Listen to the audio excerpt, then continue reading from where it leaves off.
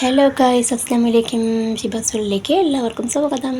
അപ്പോൾ ഇന്നലത്തെ വീഡിയോയിൽ പറഞ്ഞിട്ടുണ്ടായിരുന്നല്ലോ അല്ലേ, എൻ്റെ വീട്ടിൽ ഭർത്താവിൻ്റെ വീട്ടിൽ 10 പേരാണ് മക്കളെന്ന്. അപ്പോൾ ആദ്യത്തെ മോള് പ്രസവിച്ചുകൊണ്ട് മൗത്തായി. പിന്നെ രണ്ടാമത്താണ് എൻ്റെ ഭർത്താവ്. അപ്പോൾ അതിനുശേഷം പിറന്നതെല്ലാം ആൺകുട്ടികളാണ് കേട്ടോ. പിന്നെയാണ് 9ാമത്തതാണ് പെൺകുട്ടി കിട്ടിയത് കേട്ടോ. അപ്പോൾ അതിനുശേഷം പിന്നെ 2-3 വർഷം കഴിഞ്ഞപ്പോഴേക്കും പിന്നെയും വയറ്റിലായി.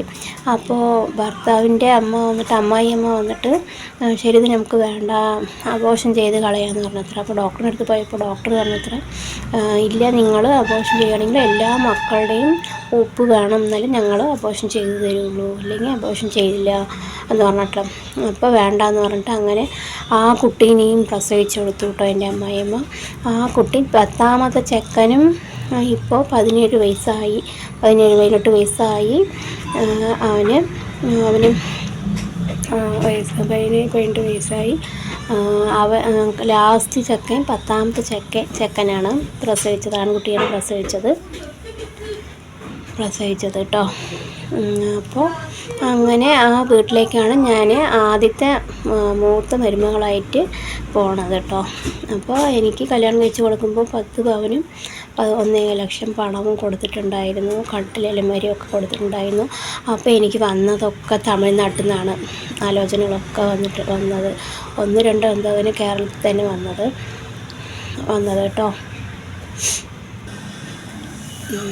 അപ്പോൾ ഇടയിൽ പൂച്ചകളുടെ സൗണ്ടൊക്കെ വന്നു, അതാണ് ഗൈസ്. അപ്പോൾ ചവൽച്ചി റിക്കവറായി വരുന്നുണ്ട്, വലിയ ചവൽച്ചി റിക്കവറായി വരുന്നുണ്ട്. കണ്ണൊക്കെ കുറച്ച് ശരിയായി വരുന്നുണ്ട്.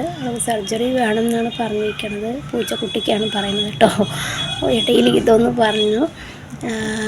പിന്നെ അങ്ങനെ മൂത്ത മരുമകളായി ചെന്നു. പിന്നെ പോയി 1 മാസത്തിനുള്ളിൽ അവർ വന്നിട്ട് അച്ഛന് പണി വന്നിട്ട് കാറ് വാങ്ങണത്, കൊടുക്കണത്, അതൊക്കെയാണ് പണിയായിരുന്നത്. അപ്പോൾ നല്ല ഡെവലപ്മെൻറ്റ് ആയിക്കൊണ്ടിരിക്കുകയാണ് അവർ. കുഴപ്പമില്ല, മിഡിൽ ക്ലാസ് ഫാമിലി തന്നെ, ഞങ്ങളും മിഡിൽ ക്ലാസ് ഫാമിലി തന്നെ.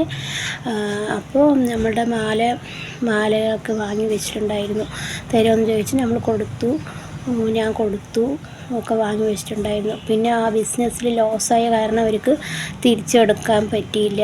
പിന്നെ എന്തായാലും അവർ തിരിച്ചു തരാം പറഞ്ഞിട്ട് അങ്ങനെ പറഞ്ഞപ്പോൾ എൻ്റെ ഭർത്താവിന് അങ്ങനെ മടിയായിട്ട് വീട്ടിലൊക്കെ വരാണ്ടൊക്കെ ആയി. പിന്നെ മൂത്തമാനെ പ്രസവിച്ചു ഞാൻ. കുറച്ച് അവിടെ ഇരിക്കും, കുറച്ച് ഇവിടെ ഇരിക്കും, പിന്നെ എൻ്റെ അത്ത കൊണ്ട് വിടും, അങ്ങനെയൊക്കെ ആയിരുന്നു.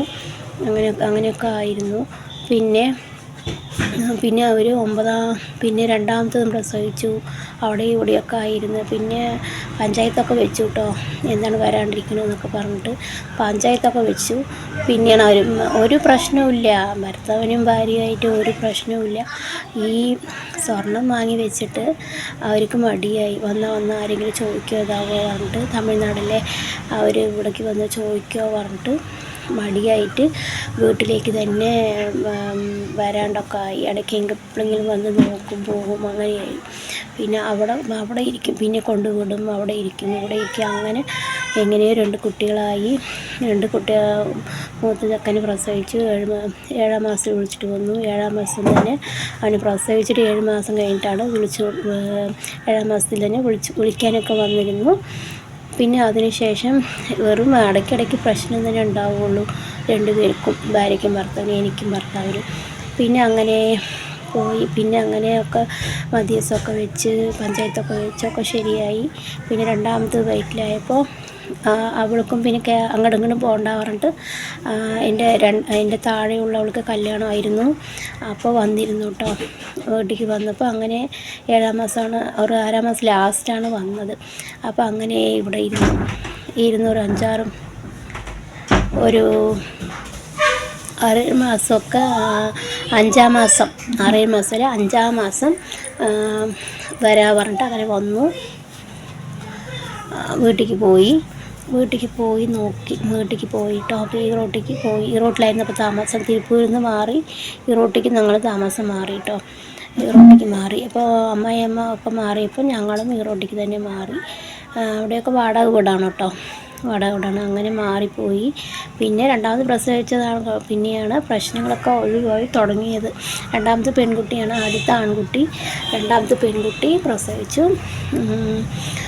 പിന്നെയാണ് പെൺകുട്ടിയായപ്പോഴാണ് എല്ലാവർക്കും ഒരു ബോധോദയമൊക്കെ വന്നത് ഭർത്താവിന്. എന്താ ഒരു പ്രശ്നവുമില്ല. ഈ സ്വർണ്ണമൊക്കെ എടുത്ത് വെച്ചപ്പോൾ ഞാണക്കടയിട്ട് വീട്ടിലേക്ക് വരാണ്ടായതാണ് കേട്ടോ. പിന്നെ അത് കഴിഞ്ഞ ശേഷം പിന്നെ അവിടെ തന്നെയാണ് ഇരുന്നത്. പിന്നെ ഒരു വർഷം കഴിഞ്ഞപ്പോൾ അവൾക്ക് 1 വയസ്സായപ്പോഴാണ് പിന്നെ ഞാൻ ഇങ്ങോട്ട് വന്നത് കേട്ടോ. പിന്നെ അപ്പോഴൊക്കെ വരാണ്ടിരിക്കുമ്പോഴൊക്കെ ഇവിടെ കുറച്ച് അവിടെ കുറച്ച് അങ്ങനെയൊക്കെ ആയിരുന്നു. അപ്പോഴൊക്കെ കുറച്ച് നിറയെ ബുദ്ധിമുട്ടുകൾ അനുഭവിച്ചു. കുറേ പേര് എന്തിനാണ് വേണ്ടാന്ന് വെക്കി, എന്താണ് ഇങ്ങനെ ഇരിക്കണം, അങ്ങനെ എങ്ങനെയെന്നൊക്കെ പറഞ്ഞു. പിന്നെ നമ്മൾ തമ്മിൽ ഒരു പ്രശ്നമില്ലല്ലോ, പിന്നെ എന്തിനാണ് പിന്നെ വെറുതെ ഇതും പറഞ്ഞിട്ട് ഞാൻ പറയും. പിന്നെ അങ്ങനെയൊക്കെ സമാധാനമായി പോയിരുന്നു. ഇപ്പോൾ കുഴപ്പമില്ല.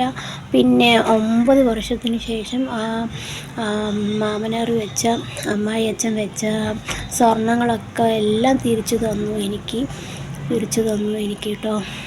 ആരും ഇങ്ങനെ ചെയ്യും, തമിഴ്നാട്ടിലെടുത്ത് കട്ടിക്കൊടുത്താൽ നഗയൊക്കെ സ്വർണ്ണങ്ങളൊക്കെ എടുത്താൽ തിരിച്ചു തരില്ല എന്നൊക്കെ പറയും എല്ലാവരും. പക്ഷേ അങ്ങനെയൊന്നുമില്ല. എന്നെ കട്ടിക്കൊടുത്ത് അവിടെ നല്ല ആൾക്കാരാണ് എല്ലാവരും, നല്ല ആൾക്കാരായിരുന്നു. അതുകൊണ്ടല്ലേ 9 വർഷത്തിന് ശേഷം അവർ പൈസ എടുത്ത് അപ്പോൾ എത്ര സ്വർണത്തിൻ്റെ പൈസയോ ആ പൈസ എനിക്ക് തിരിച്ചു തന്നു, സ്വർണം തിരിച്ചു തന്നു. ഇപ്പോൾ അമ്മായി അച്ഛൻ മരിച്ച് ഇപ്പോൾ 3 കൊല്ലം ആയി. മരിച്ചാലും ഞാൻ അതിനെ പറ്റി കുറ്റം പറയാൻ പറ്റില്ല. നല്ലൊരു മനുഷ്യനാണ്. എന്തുകൊണ്ടോ അവർ ആ സമയത്ത് വെച്ച് എല്ലാം അങ്ങനെയായി. നമ്മളിനി അവർക്ക് ഖബർജീവിതം ആത്മാവിന് കൊടുത്ത് സ്വർഗ്ഗവാസൽ കൊടുക്കട്ടെ. എപ്പോഴും ഞാൻ അവരിന് വേണ്ടി ഓതും. നല്ലൊരു മനുഷ്യനാണ്. എന്നെ നല്ല ഇഷ്ടമായിരുന്നു. മൂത്ത മരുമകളൊരു മകളെ പോലെയാണ്, നന്നായി നോക്കും. അതൊക്കെ ഒന്നും കുഴപ്പമില്ല. അവരുടെ സിറ്റുവേഷൻ അന്ന് അങ്ങനെയായിപ്പോയി, തിരിച്ചും കിട്ടി നമുക്ക്. പക്ഷെ അത് കാരണം നമ്മൾ കുറേ അനുഭവിച്ചു. അത്ര തന്നെ. അവർ ഖബർജീവിതം സുഖമായി കൊടുക്കട്ടെ അല്ലാഹ്. ശരി, എന്നാൽ ഇത്രയേ ഉള്ളൂ വീഡിയോ കേട്ടോ. ബാക്കി കഥ നാളെ പറയാം. പിന്നെ സംഭവിച്ചതൊക്കെ നാളെ പറയാം കേട്ടോ. ഓക്കെ ഗൈസ്, ഇത്രയേ ഉള്ളൂ വീഡിയോ. Okay guys, by.